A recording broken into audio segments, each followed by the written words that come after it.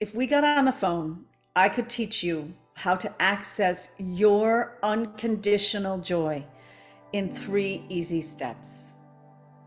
It changes how your relationships work. It changes your relationship to money and to the people around the money.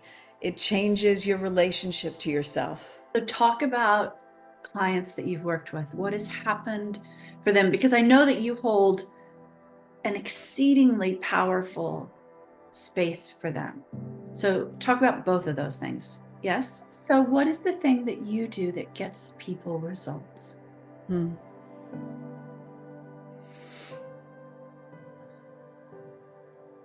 I've thought a lot about this concept of focus. And when you have someone who can do that for you, then when you do get off course, you know, you can be off course and you can be where you are and you still know that it's possible, instead of losing faith and going, well, maybe I'll just, mess around with my compass until it points in the wrong direction.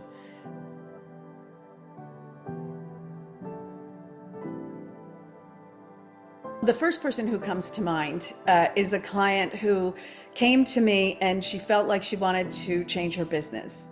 And so we started this process. And as the process went on longer and longer, what she realized was she actually wanted to get married to the man she had lived with for the last 15 years.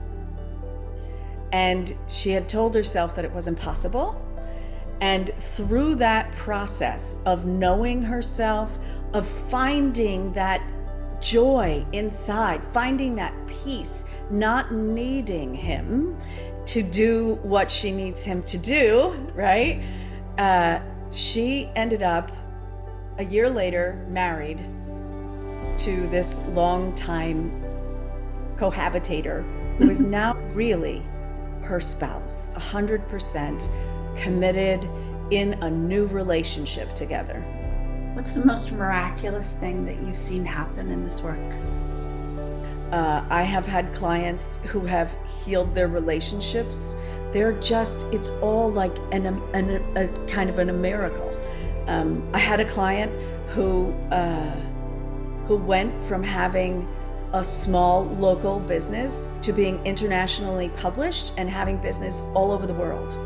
Right? That miracle, that thing, it's yours. It's not mine, right? The result isn't mine.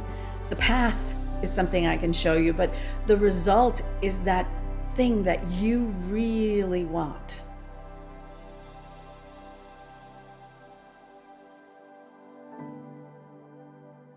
What's the most important part of that process? I feel like the whole truth is that very, very few people in the world can get there without help. And the help isn't just in the emotional realm, right? Because the things that we want, we're living our lives. And I really think this is one of the big problems with spiritual teachers and, self-development teachers, is that they teach this thing that is outside the world. And it's fine, it's great. I've even had some of those teachers, they're great. And you learn something, but how you integrate it into the world is really not the same as learning this one thing, right? You can go to the mountaintop and you can learn to chant, or you can learn to, hug the trees, and you can do all of that, but it doesn't mean that you can live your life differently.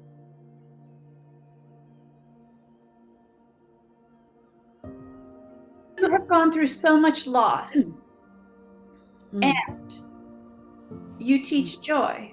What's up? Yeah. So I thought being happy was important before this last huge loss in my life. 3 years ago, my husband passed away. Well, got sick, passed away. I let go of my coaching practice, and my house sold, all inside like lickety split. And in that space of absolute decimation of my life, right? There was nothing left. There was zero left. And what I found there was joy. That's where I found it. That's where it lives, is in that space of absolute nothing, not just the unknown, but the actual nothingness. And that's the space that chanting can bring you to, and several other tools can bring you to, without having to walk through just complete decimation of your life, right? Your life just totally falling apart. And so what happened for me there is that I had nothing, and I wanted to fall off the abyss. And I thought, if you go, you're never coming back. If you go into this feeling, there is the possibility that you will never recover from this. And so you better be very careful. And I had practiced, right? For decades, I had practiced working with my emotions. And so I used a process where I allowed the grief to happen during the times that it happened. And then during the times in between, I used that time to find joy. And when I was through a major portion of that, I knew that very few people go through grief this way, and that I had an obligation to talk to people about walking through life in joy and what changes when you do. So is joy the strategy? Joy is always the strategy. Joy is always the strategy, right? We can talk about peace and we can talk about freedom, and they're really important because peace is someplace you must go through to get to joy. And freedom is the outcome of joy, right? But the real goal is the joy, because in it, you need nothing and you love everything. And that's what changes. You know, we were talking about how did I end up on a show on Broadway at 19 years old, and everything changes when we're willing to feel really good, when we're willing to stand in belief.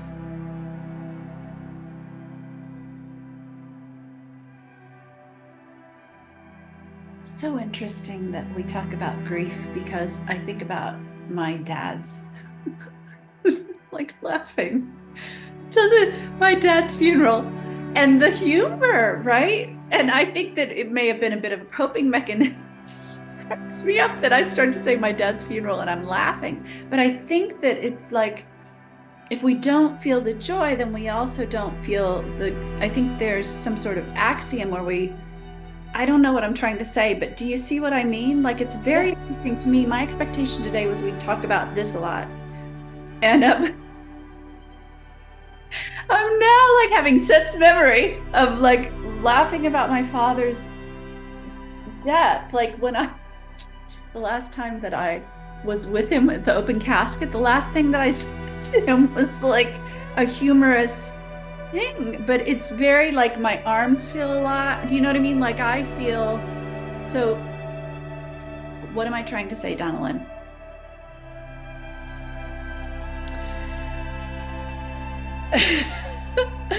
Well, there are two things I want to say about this. One is that we live in a dualistic world, right? And so often when we feel the height of something, it means that we also have the bandwidth to be able to feel the depth of something. Doesn't mean we have to go there, but it does mean that we have that bandwidth because we've amplified our ability to feel in all ways. The other thing I want to say is that there are cultures where the things that we grieve in the Western world are celebrated as the most joyous times that we can go through, right? There is not the sense of separation. There is not the sense of disappointment or lost potential. There is instead the sense that we are all part of the one, right? And that one is connected through that internal joy, through that unconditional soul level space that we have. And that's where we connect with all that is and all that has been. And so whether you're experiencing the loss of a loved one or the loss of a marriage or the loss of your own felt identity, right? Or even the transitions that you want to make within a relationship, those things, they can feel devastating if you let them. But they are also the thing that can allow you to feel more deeply the joy that you want in your life. They are the thing that can push you into your soul and connect you to this massive, massive vibrational space.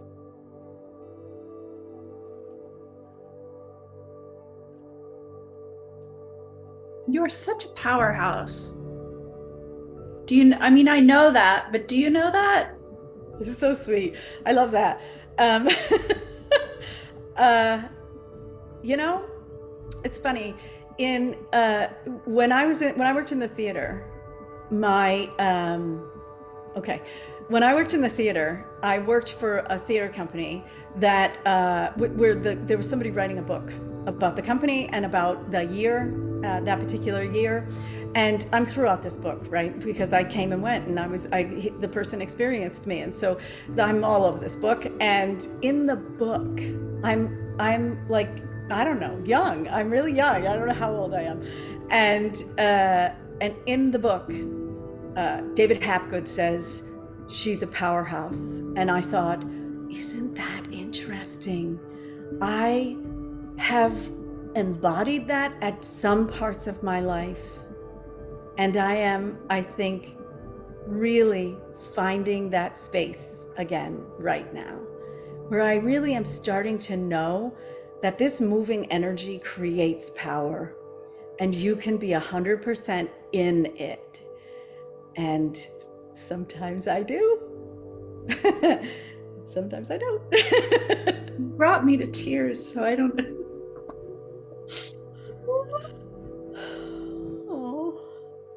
It's good, right? It's really like, it really strikes me that like I can't imagine losing a husband and teaching joy. Like I can't imagine, like you say it like, oh yeah, then my husband unexpectedly died and I could control it. I can't even.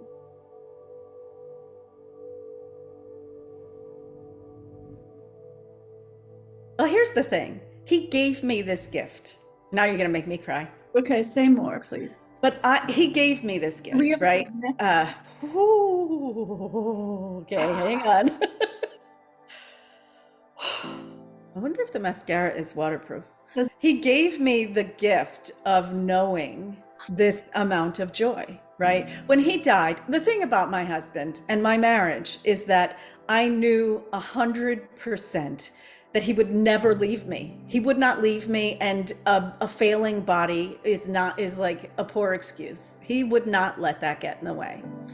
And I believe that of him. I believe that if there wasn't a reason for this to happen, that was for my good, because everything that man did was for my good, right?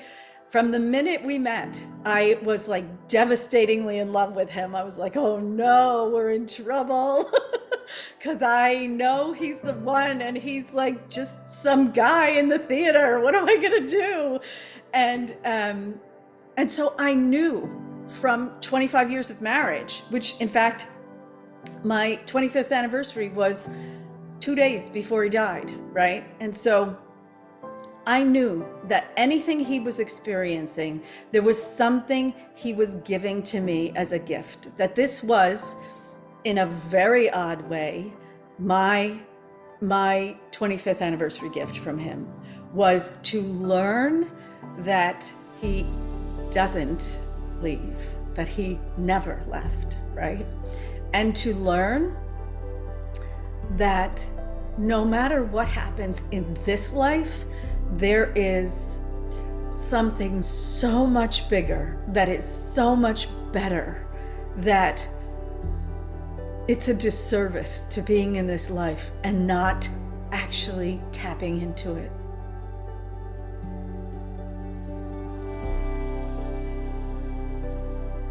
And so part of what you do with people is a process where they can measure it. where it's Yeah.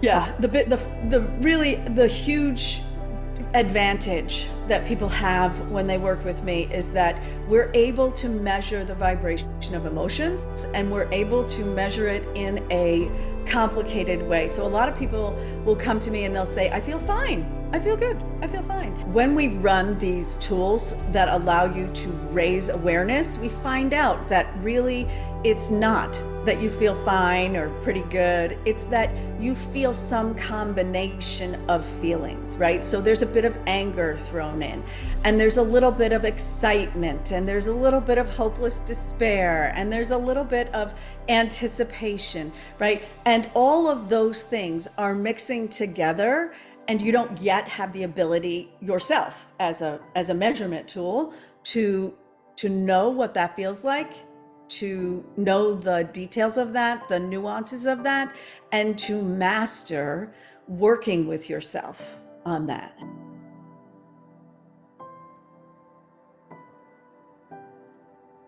That's that next step in that process, is once we measure and you have information, then you can try. And then we measure and you have more information, and then you can try again. And then we measure, and then, right? Because the first pieces of doing any work, they don't yield usually like, massive results in your life. You don't go home and think, oh, my marriage was completely broken. My working relationships were completely broken, but now they're perfect because I now know one thing about myself, right? There is a process of discovery, and those nuances make such a difference. They impact every part of your body and your energy system. And we are able to measure that and to give reports on that and to work with you on how to change those. Talk more about the observation of the patterns, because I think also I love Reverend Beckwith says, don't come here to get high, come here to get free.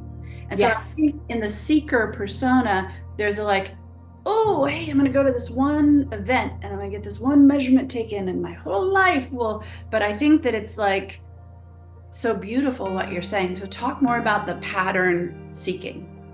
Yeah. So I will say, I see it over and over again. I do work with a lot of people who have already done a lot of self-development work. And so they've been to retreats, they've got all the equipment, they think, okay, I have the thing that goes around my head and measures something, and I have, all of those things. And I feel good when I do this for 7 days, 12 hours a day, and the problem is that is part of the pattern, right? That I feel great, I feel high is part of the pattern of I feel awful and my life is broken and I don't know how to fix it, or my life is overwhelming and I don't know how to fix it. And so then you get your tools, your hammers and screwdrivers out and try to fix it.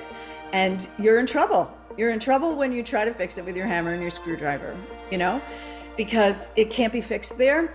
And it is part of the record that's playing. It's part of that cyclical nature of everything that is happening in you. We are circular, right? So it's not like you're ever going to not be in a circle, but the thing that it will change is that you will be in a spiral and you will be going somewhere, and there will be change in that circular motion of your life. And so seeing those patterns and making those changes along the way is really, really important. So I want to just say, there is a thing about fractal patterns, and fractal patterns, which make up the universe and all of what we're experiencing. Fractal patterns do not repeat the same way twice, ever. And so in healing, right, when we're working with the physical body, which is it's a great way to be able to say, oh, look, there was an impact, right? Because the rest of it is subjective, right? Do I feel better at work? Do I feel better in my marriage? Whatever it is, it's subjective. And this is like, oh, I had a problem. My leg was about to fall off and now it's not, right? And so when we work in healing, that is the key, is that the pattern doesn't repeat if you nudge it, right? If you nudge in the direction. So all of this work that you're doing when you're working with me, it is building on itself. It's not a one-off. It's not that you go back and you get in the vibration of what is around you. So this is another way I'd love to just explain it, is that there's a concept called epigenetics, where the idea is that your cells develop differently in different environments, right? And this is the concept that you must understand in your life, that the environment that you created, that you became a part of, that you volunteer to be in day after day after day, in the way that you're being in it, is creating your experience.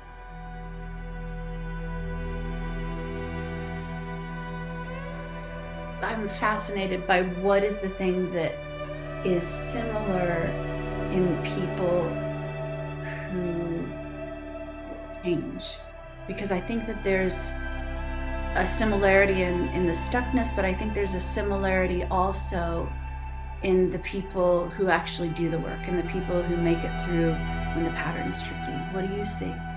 Yeah, I think that the biggest difference between people who do this work and have permanent change and people who do the work and either don't have change or have temporary change is faith. I think that there has to be something in you that is willing to believe what you don't see and what you don't hear.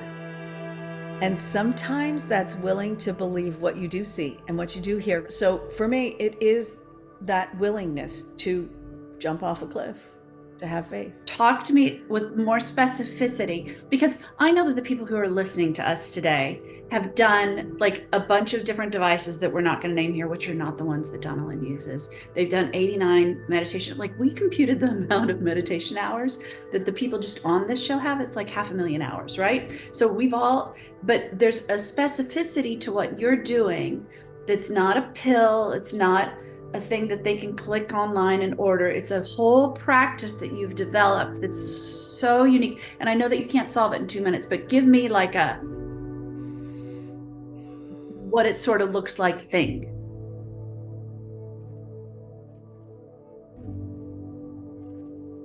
You have to get out of your brain, and once you get your brain out of the picture, right?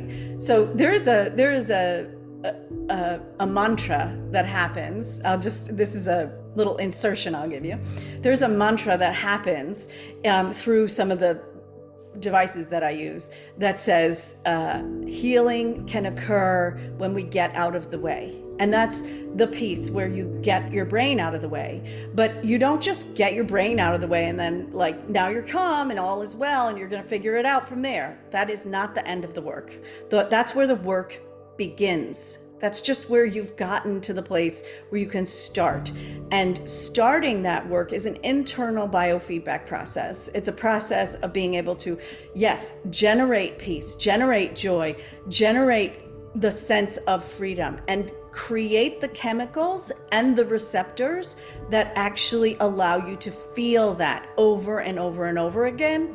And in addition, it allows you to then be able to know, oh, I see, there's a piece of pain, anger, worry, stress of whatever kind in my body, and I know now how to move that through that biological process. That's amazing. And so I just want to be really clear with people that in the work that you do, it is a specifically curated process for people. Obviously, it's not like everyone starts at anger and ends up at joy, right? Like, it's very unique. Yeah. And your process is really unique and draws from a variety of different other processes and modalities and machineries, but it is a unique system. How did you know that you had a system that worked? When was the moment where you were like, it all clicked in? I think the moment I knew that it was absolutely the most powerful program I had ever put together in my whole life was when I walked through the grief of the loss of my husband and my house selling a couple days later.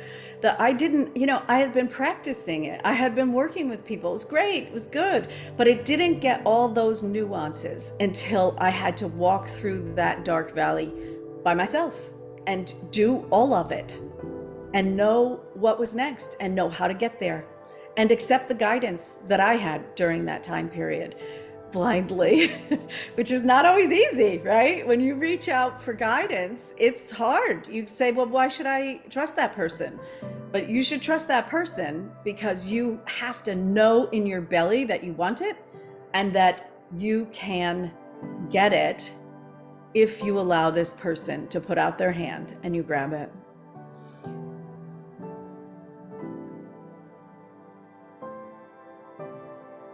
You have one message for the world, what would it be? The joy, the satisfaction, the freedom that you're seeking is within you. And it's up to you to find a way to unlock it. And that changes everything in your life. It changes how your relationships work. It changes your relationship to money and to the people around the money. It changes your relationship to yourself and your experience. And it changes your relationship to your body and what it's experiencing. So this experience that you're having, all experiences are valid. This was a huge part of me walking through that darker period of my life, is that I kept saying to myself, all experiences are valid. And so when I felt massive loss, and I did, right? You're not going to escape that, right? Then I didn't say to myself, stop feeling like that, or I hope this passes, or this is excruciating. I said, this is me feeling the fullness of being in a body on planet Earth. And isn't it miraculous? And when you can have that relationship, then the amount of time that you spend in one emotion or another emotion becomes far less important. And the way that you'd like to experience your life, what you'd like to feel, and the ability to actually follow through on having that feeling is the important piece.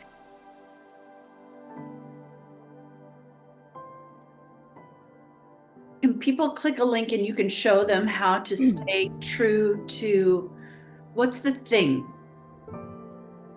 What's the undeniable process that can be controllable joy? Is it the chanting? Yes, you could. Yes. Yeah, we could do the chanting. The chanting is a much easier tool to use than the tools I use in the program because I can guide people personally. So yeah, chanting would be great. Let's do that. That is, to be honest, where joy lives, is in the space of your soul.